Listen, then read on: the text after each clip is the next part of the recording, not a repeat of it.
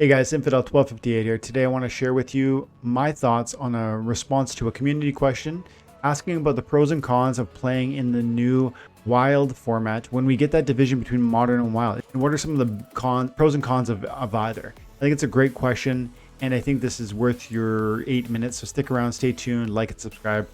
And before we get into it, my name is Dwayne Cunningham. I go by Infidel 1258. You can call me 12.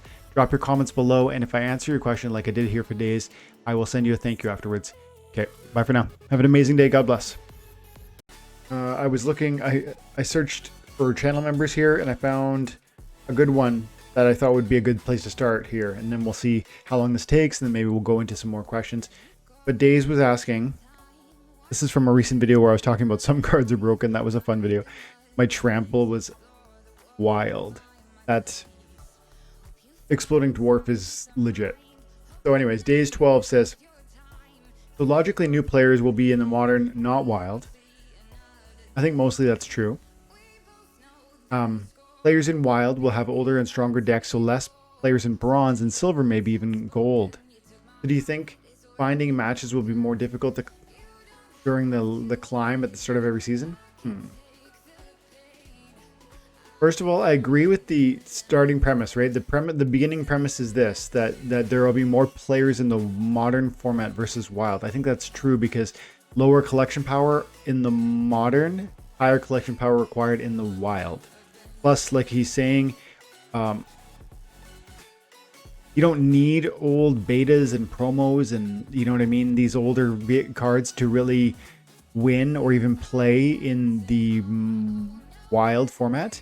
You don't need them, but it's certainly going to be helpful. And it's true that certain players like myself who have some of the older cards, including betas and whatnot, I have some alphas even, are going to have perhaps a stronger, more build out deck than you will, and therefore are going to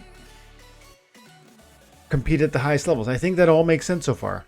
Now, so the question being, so do you think finding matches will be difficult during the start of the season? I mean, that kind of makes sense. I would say that I used to play the game when there was 3,000 players, and I didn't have, I mean, I would wait, sometimes I'd wait a minute or two. That was kind of how I felt. So I don't really, maybe, hopefully that's an encouragement to you. I don't really believe that it's going to be so substantial that you're going to say to yourself, oh man, this is brutal. I can't even get a match. Now, is it going to feel the same that it does now?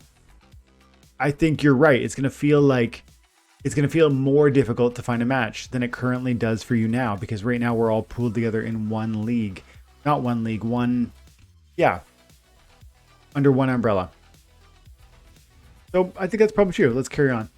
I wonder if you're the last few people climbing out of silver and everyone else hit gold, if the wait will get much longer. Plus, you get less standing for facing people significantly lower in standings. So if you're slow on the uptake, wild may be frustrating for reasons unrelated to your deck. Now, that's really, first of all, I love where your head's at on this one, Days. It's very clear that you're attempting to logically understand and then react, like prepare for what might come. That's so important, guys. This is so huge. This might even just be the one question we do for this video, because it merits unpacking, because more people need to have the tools that you're talking about here.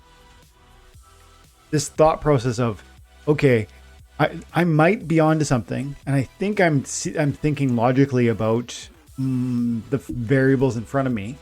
He said he formulated an argument.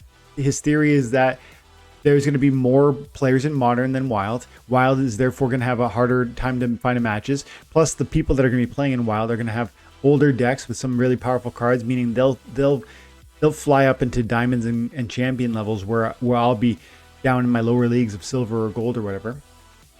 And then he's asking, is that going to be good or bad?